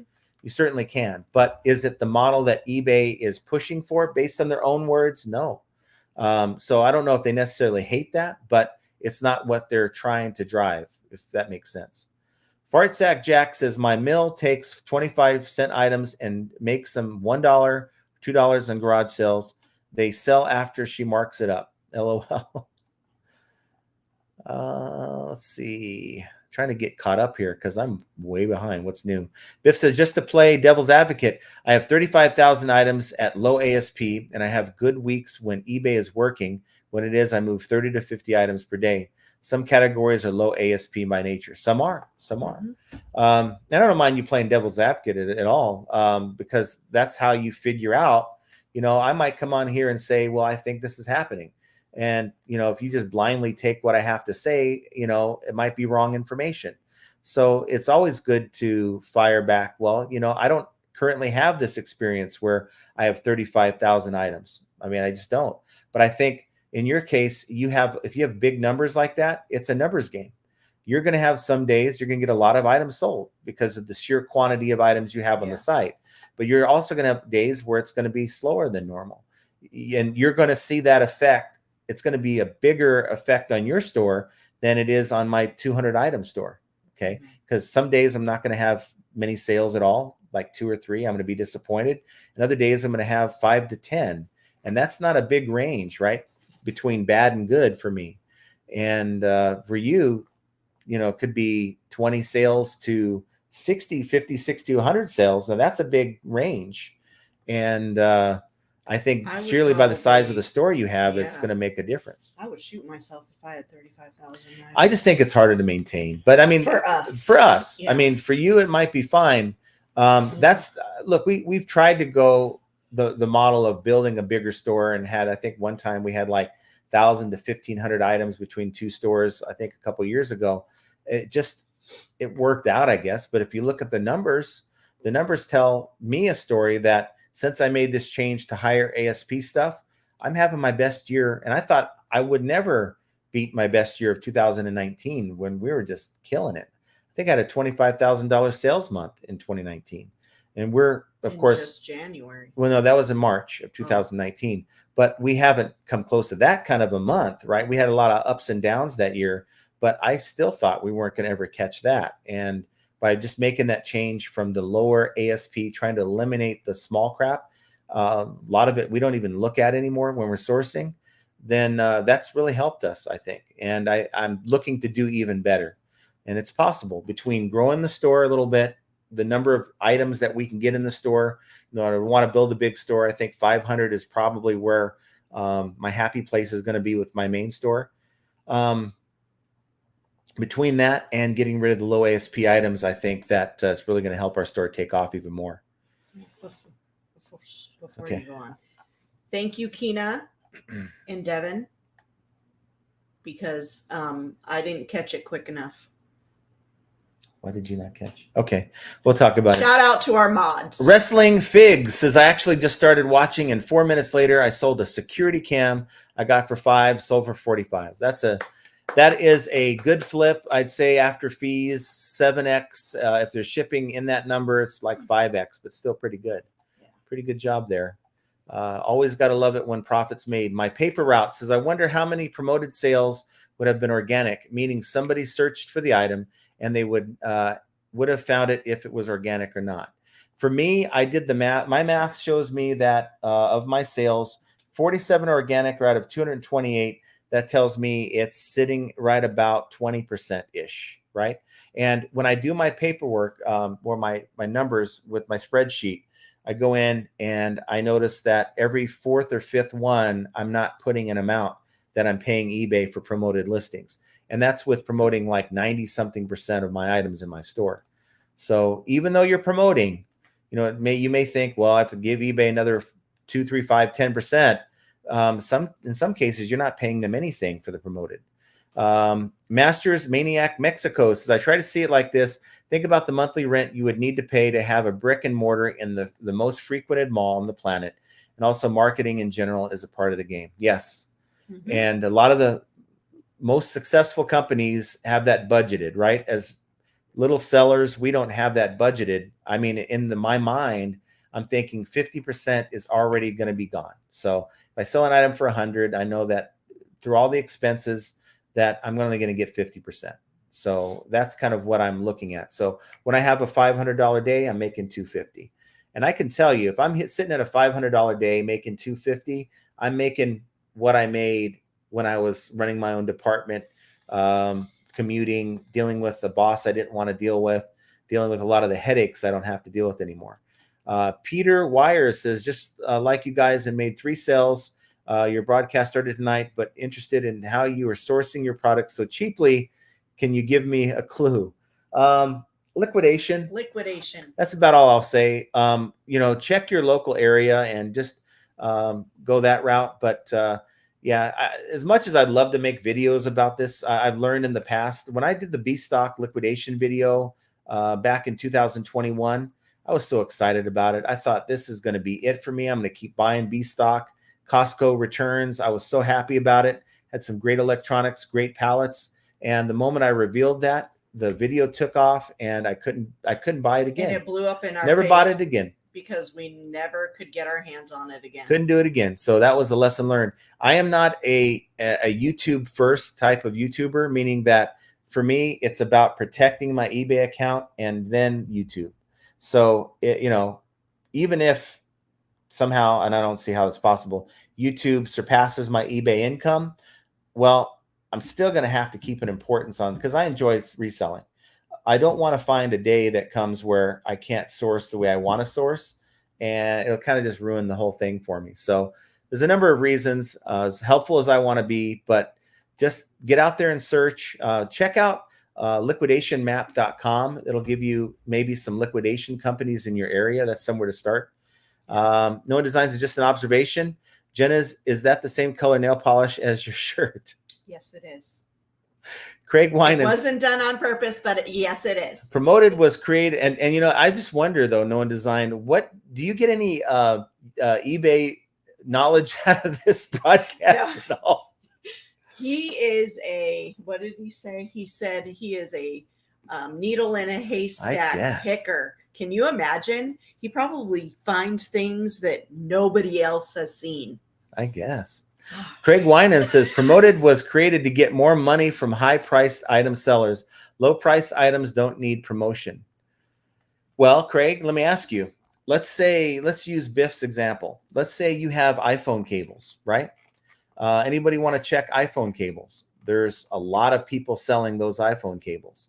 And if you go and sell your iPhone cables and you don't promote them, you're going to have a hard time moving those iPhone cables against those who are promoting it, because eBay is going to promote those listings in search before you. The only way you're going to win that battle against those people who are promoting those low-priced iPhone cables is if you're winning the price war and you're getting buyers who are searching by price plus shipping. Otherwise, you're going to lose almost every time, being stuck on page 3 and 4, 10, whatever page it is, and your items are never going to be seen, let alone bought. So this boils down to what you're selling. So if you have these one-off items that are $5 and $10 that really no competition, it doesn't make sense to promote. So it's all about competition. It isn't about how high the ASP is. It's about whatever you're selling, what are you competing against?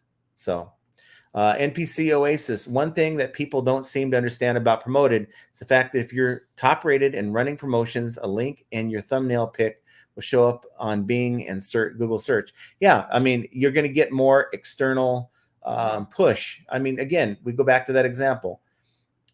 You have someone who's maybe running a yard sale. You don't have time to stick around and play yard sale, but you have a box of goods your neighbor might be willing to sell for you. You say, look, if you sell this, I'll give you 10% of whatever you make. And then your other neighbor comes over with another box and says, I'll give you 50%. Well, which box do you think this person's going to push on these buyers that come up to the yard sale? Not yours. I mean, they may, but they're not going to be as excited about selling your item than they will that other person's item. And it just boils down to that. Shoal H. Davis says, save money by moving to other platforms. I think that's a very good idea. Get your items in front of other people who may never even think about eBay, or maybe just had a bad experience on eBay. How many of the 9 million, was it 9 million, 6 million, that, was it 9 or 6? One of those numbers, it's a big number, that eBay lost last year in buyers. How many of those people are still buying online? And if so, where did they go? You want to get your items in front of those eyes, because those people are still looking to buy stuff. John Gaynor says, hi, Jenna and John. You have to know your customers' needs or wants and what it will take you, the seller, needs to do to get them to buy from your store. Sometimes free shipping or discount helps. Right. But you want to be in tune with what, like this trinket. Okay, I've sold this trinket. Okay, or someone sold this trinket in the solds. What did they do to get that sale? So now, why are they making these sales, but I'm not? You look and see what they're doing. Look in their listing. Are they offering free shipping? Are they offering free returns? Sometimes you're going to have to take those listings and offer free returns, free shipping when you normally don't, right? Just to be competitive. I've done that on a few listings myself. I will go against the grain to help sell an item that normally won't sell with, full price shipping or whatever's being added to it. So I've had to make some adjustments like that. And you just got to do that for each of these items that you think should have sold, and do your research on that. Mike says, just got my cha-ching. Since the show started, hit the like button, guys. That's awesome. Woo-hoo. Katie Pazdra says, what % should I set my listings at when filling out an item description? 2 to 13%. That's a number you're going to need to figure out. I will tell you, 2% is probably the worst option. Okay. 13 is probably too high. So I would say set a number, like some people set 3, 4, 5%. See how that works. If your sales are still on the slow side and there's not a problem with the listings, then up it to 6 or 7%. Excuse me. For example, so when we did our little test run on my account where we took off all the promoteds, that's what she's talking about, right? Promoting. Uh-huh. Promoteds. We took all of it off, so we weren't promoting anything at all. I didn't get one single sale for 7 days. We then went through and I did 5% all across the board for every single item. Didn't sell anything still, but I figured that was because my store needed to come back into view of the buyers. So I left it alone for a few days, and it was like one sale, then maybe another a couple days later. Mm-hmm. So then that wasn't working. And so the way that I did it is I went and I upped everything to 10%. So everything is now promoted at 10%, and that's the max I'll go. I'll never go anything higher. And sure enough, my sales have been really good on that account. So, so that's what I attribute it to, is my promotions are up, in a better percentile, so that they're being seen and they're appealing to the buyers. Right. I agree. It's promoted, I think, is just a very big part of the game now, and where it's even more important than it was last year at this time. And eBay was trying to get us to promote our listings last year. I think it's even more important. And I think it's going to be even more important as we move forward, because again, if they're losing buyers on the platform, if they're losing sellers on the platform, then how are they going to make more money for their shareholders? It's going to be off the back of the sellers. And how is that going to be possible with fewer sales? Well, with more promoted listings. So eBay is going to continue to place higher importance on that, because they need to make their bottom line. Noah Design says you should fill out your item description 100% of the time. I agree with that. Jacob Yeager says, thanks for the last video. Just had someone ask me 6 questions about something needed to block. Yeah. They get ask him how many questions he got from one buyer. Well, here's the thing. Okay, guys. Okay. I counted 36 messages from somebody. Now they bought an item from me. Okay. They bought a little stereo from me. One of those stereos that have the record player, the CD player, the cassette player, everything. And I think they paid like $50-something plus shipping. And they said that they were going to have a hard time paying for it. They took a best offer, or I took a best offer. And they said, I don't think I'll be able to pay for it. And every message they sent me, they put, email me back, thanks, and then their name. And I'm like, well, that's weird. Just who does that? Okay. So I'd reply back, and they said, well, I'm really worried that I'm not going to get the refund from the other item I bought in time. Please email me back. Thanks. And I'm like, gee, this is really weird. So it got to the point where finally they paid, and that was like 20 messages later that they paid. Now they're worried about, is it going to get here in good condition? Is it going to get here early? Is it going? And they did say that they had disability, and in one of their messages. So I'm very careful to be like, not to be rude. So I'm like, don't worry, it's going to be there. I got to go. I had to say that a couple of times because the messages kept pouring in. 36 messages already, and it's daily at this point. So I'm worried that the item's going to come. It's going to be fine. But now it's going to be like, yeah, can you help me figure this out? Email me back. It's like they're asking me questions like, Do you think I'm going to be able to get oldie stations when this arrives? I mean, I'm like, I don't have any idea what you're going to get, right? So I won't do that, like block people like that, right? But if it's obvious that they're just being lazy about it, and look, the information's in the listing for a reason. The fact that you're not clicking into it, looking at it, and asking me a question maybe the third photo could have answered, well, that's a problem. And if you ask me at least twice, and now the third time you're asking me again, well, you just struck out, and I'm going to block that person because chances are they're going to miss something else that they didn't bother to read in the listing, and they're going to say it's item not as described. So I'm not even going to bother with it.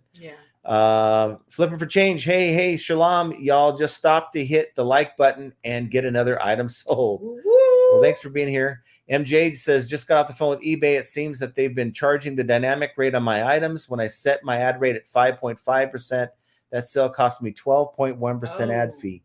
So MJ, you made a good point. It's good for everyone to look at, maybe if you're not keeping track of your per item in your spreadsheet, go in and check to see what eBay's been charging you. If you're at 5% and you're doing that for all your items that you promote, there's no reason why you should be paying any more than that. So make sure you're checking that. Rosie Games is in the house. Yay, hi, thanks Rosie. for being here. Andy says, Sylvia, eBay will take freeze out every month for your store, but if you go out in agreement with them and have your store open for a year, you get a slightly discounted price. Yes. Yeah. Month to month with no agreement is more than saying, okay, I agree to use the store for a year. Grabs and Deals says, hi, my name is Rich. Sales will be up and down over the next year. 2024 is an election year, which will be a rocky ride as always during presidential elections. We'll see, right? Just got to be mindful, if things start happening crazy with the economy, then just maybe that is the reason why your sales might be a little slower. Let's just hope that's not the case. Nancy Barnes says, hello from Connecticut. Love watching you two. Well, thank you for being here. Thanks, Nancy. Yeah. The known lurker says howdy. Well, now that you're known, you're going to have to change your name. No. Right here, Jovial. That's fine. What the heck? I just got a listing, has too many items, specifics, error in red, white, listing an item. What? Interesting. I think I've seen that once before when I was in this mode of, I think I've seen it once before when I was in the mode of got to get them all filled out. And I've seen that before. Just go back in, and the ones next to like whatever that item specific is, if it doesn't have a number, the requested number, that item specific's been requested, I guess, then remove it. Since no one's looking for it, remove the ones that you don't need, and the ones you don't need are the ones that aren't being searched for. Yeah. John says, John, can you buy Santa Claus with a sled and store it on you on a roof? It doesn't sell, you ready for Christmas. That's right. If it doesn't sell, you're ready for Christmas. Yeah. Again, Hooked on Phonics for me. If you guys want to pitch in like a GoFundMe for my Hooked on Phonics subscription, I'd appreciate it. I can't. It's like hour and 40 in. Timothy says, as Tommy has said on this channel, ASP and conversion rate are key. I'm a big believer in conversion rate, and seeing that my conversion rate dropped big in the last week is a big concern for me as well. Midnight Merchant says, I had a return for an INAD. I gave the buyer a full refund, even though they kept some of the items. Am I going to lose my top rated seller status? No. In fact, you might have been able to, if you could prove by photo and describing what they didn't return, you probably could have adjusted that refund. But if you have a high return rate, now your INADs, your item arrived damaged, that type of thing counts against you. And if you have too many in a particular category, it can certainly affect you. I've seen that happen once in my account, was it 2020? We had too many returns in a particular category. We had to pay an extra, at that time, 5%. Now it's 6%. And it just sucks for, a period of time. You have to pay more in fees, right? But, you just get through it.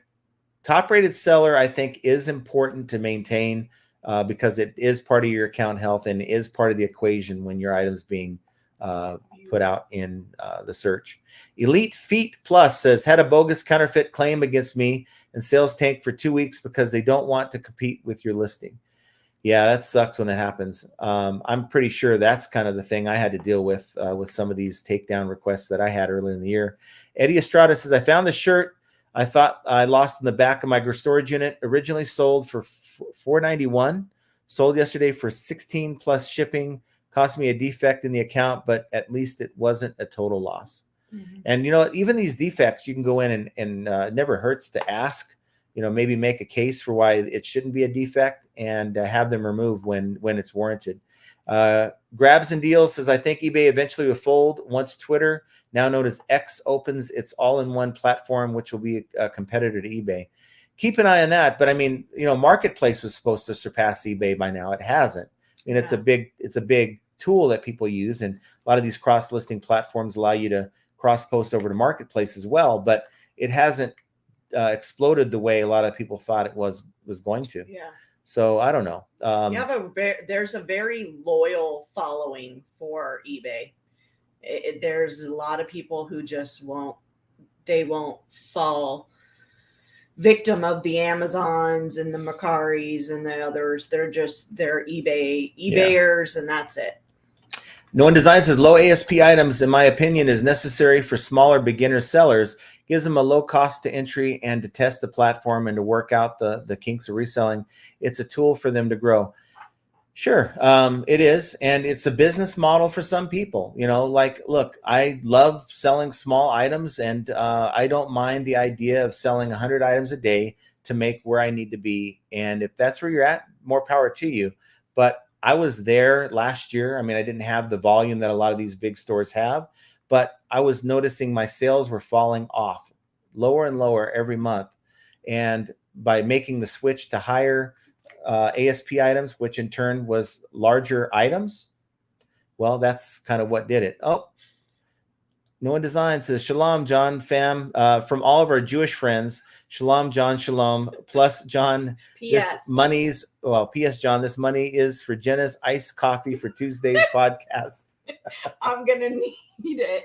Thank you. I appreciate that. Thank you. Thank you. Appreciate the super chat, No One Design. Awesome.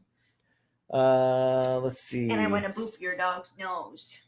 Mad Hatter's Boutique says, late but catching up. Just wanted to comment. Sales are rocking all month. Impressions up, views up, sales way up versus July. Really, July was the only down month. Excited for fall and holiday months.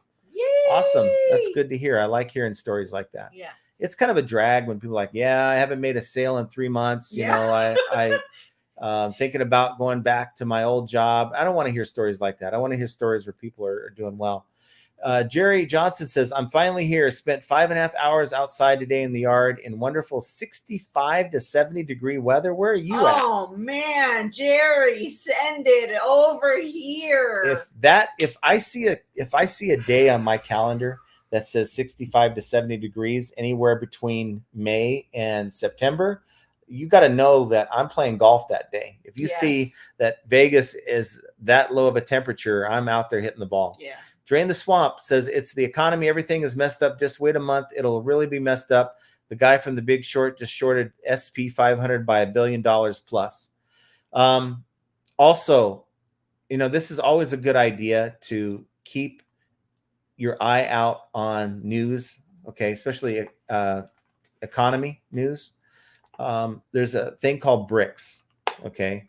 And I know a lot of people, you know, it's over their head, but it's Brazil, Russia, India, China, South America, and about 40 other countries getting together to create their own currency and competing with the US dollar when it comes to selling like petroleum and different things in the world market. And if that takes over our dollar, our buying power is going to drop tremendously, and the value of your items are going to be less as well. So hope that never happens in that way, but it's a concern that a lot of people have in the financial world. But just be very, very mindful of things that happen in the world around us, because it affects us indirectly and directly when it happens. And it's good to know about things before they happen. I mean, there's not a whole lot we can do about it, but it's good to know when things good and bad are happening with the economy. Yeah. Mad Hatter's Boutique says, I had a buyer ask for overnight. I did UPS Air one day. eBay charged item $105 for shipping. Only cost me $43 on eBay to print the label, but eBay charged their percent fee. Wow, $35. Whoa. Yeah, so you lost money on that deal. No, they only. eBay charged their percent fee for $105 plus $35 item cost, $17. The item cost $17. So how much did you get from the buyer on that label? I mean, if they're willing to pay for it, then hey, I'm good with that. But hopefully they didn't charge you after the fact, because UPS will say with eBay labels, it's going to be $40. And then there's hidden fees sometimes. And then it turns out to be like $60 that's being charged to your account.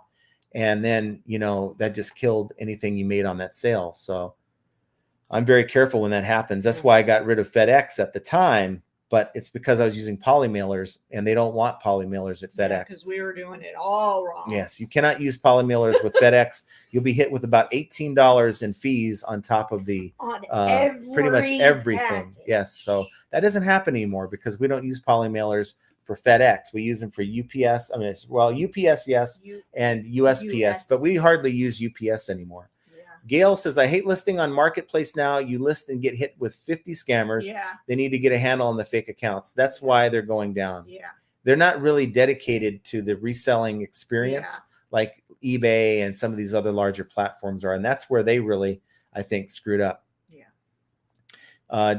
Devon says, really bricks? Wow. Mm-hmm. No, not the bricks that you like build a house with, BRICS, but Anytime Close Picker enough. says, Midnight Merchant, if it happens again in the future, you can deduct the amount of, depending on what the buyer has returned to you. I do it all the time. You deduct but you got to be careful. If it's a return that's a INAD or let's say damaged item, and you're doing a lot of deductions on the original, like even if you're just retaining the cost of the label for the original shipping to the buyer, and or you're deducting for missing parts or broken, whatever, that's what they're complaining about in the first place, usually when it's damaged. Well, then eBay is going to see that as a pattern, and they may take the tool away from you. And they'll send you an email warning you, hey, look, you're using this a little too much. I had that email sent to me. Yeah, we've had that happen. But I contacted them. They said, no, this was sent out to everyone. This is like 3 or 4 months ago. So who knows? But I really started to take a closer look at that type of thing. Chastity just got the sale for hitting the like button. Awesome. Yes. And then we have DL Horton says, hi guys, first time to hit your live. Watched so many of your videos and learned so much. Been selling for 2.5 years on eBay. Well, awesome, DL. Thanks for being here. And thank you for watching the videos, guys. Yeah, Devon, no poly mailers whatsoever for FedEx. It must be where's this coming? Cardboard. Yeah. Period. Yes, it has to be cardboard. You can put tape on the cardboard. Yeah. And even to the point where even if you have to, maybe this box that's beat to hell. We have boxes that are like beat to hell. Yeah. And so you just take more cardboard and reinforce it with tape, right? It looks like hell, but they'll take it, right? Yeah. But they won't ding you for it. But if you put like trash bags or poly mailers or bubble mailers, now FedEx will take your poly mailer and bubble mailers, but if it's over 5 inches high, okay, when they get it, if it's the height is over 5 inches, then they're going to hit you with the fee.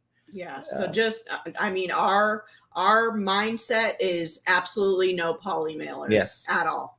Yes. Maverick says, whoops, I put the wrong labels on 2 packages, but oddly, USPS allowed one of the labels ground advantage to go through on a priority envelope to Hawaii with 5 checkpoints and never charged me extra. How? That's a good question. Like, for instance, how did that person that sent me all that crap in the mail on the return use the same label more than once? How come that second package didn't get sent back to the original address or the return to sender address? How did that go through? It's hard to say. Ping says FedEx requires a box. I get some medication in a styrofoam box with ice packs. When it was sent via UPS, the label is affixed to the styrofoam box. Yes. Right. Exactly. Yep. We've got Marco Para says, hi, John and Jenna. I used to sell on eBay years ago, but I quit selling because I couldn't compete in prices with the competition.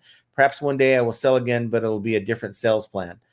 That's the biggest problem. Yeah. That's why people have stores with, I have good stuff. I think it's good, but I can't sell anything. And it's because maybe they're getting outpriced. Just how many people out there look at their competition and go, how can this person sell this item for $20 when it costs me like 10 to 15, right? Mm-hmm. So there's different people with different sourcing. Some people get it for free. Yeah. Some people get it so cheap because they buy in bulk. It's really hard to say, but when you're dealing with that kind of a thing, it's time to find a different item to sell, and let those people have those sales and just move on. There's tons of things you can sell on eBay. I'm learning new stuff all the time. Anytime Pickers says no one design. Shalom to you too. Shalom. They're making, that's what a lot of that talk was. They're making fun of you. Well, that's fine. Shalom. Making me hungry, making me think of a salami sandwich. Oh my. Drain the Swamp says pick up all. I know it was lame. Drain the Swamp says pick up the laptops you can bring back to 2009. You might just find a handful of Bitcoin on it. No, you're not going to find any Bitcoin. I can tell you that. Josh Avenando says, are you still doing Amazon?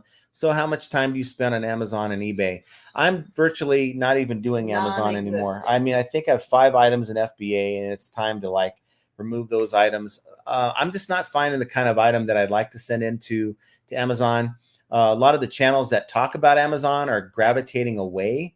At least some of the ones that I watch are gravitating away from Amazon. And I mean, I'm making great sales on eBay. So for me, it's not something I'm spending a lot of time on at all. Brandy Vasquez is with us. Thanks for being here, Brandy. Gail says FedEx will still ship styrofoam coolers out of a box if you're the federal government. Mm-hmm. Just got one today. Yep. Mm-hmm. All depends on who you are. That does make a difference. That's for sure. Well, we are at the point where we've caught up with the chat, and it's almost 2 hours into the program. Look, it's always a good idea to stay in tune with your metrics, your traffic, right? How many impressions, how many page views, and more importantly, your sales conversion rate. But if all those numbers are broken, I mean, how important is the data? Still keep an eye on it, but just keep to the basics. Keep listing daily if you can. Keep interacting with eBay daily if you can, and do the best that you can. And if that means that maybe it'll help you make sales because you're giving eBay more activity, then all this other stuff is just extra nonsense. But figuring out what the numbers mean and what they don't mean, it's yet all another example of how flipping ain't easy. And I want you guys to have a great week. Keep listing, guys. We're getting out of the summer months. Things are going to start picking up here for some of you, and just keep your head up and keep motivated. And one more thing. So my appearance, or whatever you want to call it, for Let's Do Lunch podcast is being filmed tomorrow, but it will not air until probably Friday because it's not live. They film it as a premiere. And so I will be doing that tomorrow morning. They're not going to film anything. They record it. Record. You know what I mean. Record it tomorrow morning. I will be doing that, but it will not be to the public, I think, until Friday. But I can have John put a little thing on YouTube if you guys feel like, watching. Sure. Or I could actually record her while she's talking, and we'll just put it out before that podcast hits, right? No, we're not going to do that. No. But nonetheless, tune in to Let's Do Lunch podcast, and hopefully she says nice things about me. But I'm so nervous. You guys have no idea. I'm by myself. Yeah. And I'll be sleeping. They don't want you. I'll be sleeping. I'll be like, see ya. Time to go back to bed. But anyway, want you guys to have a good start to your week, and we will talk to you on Friday. Take care, everyone.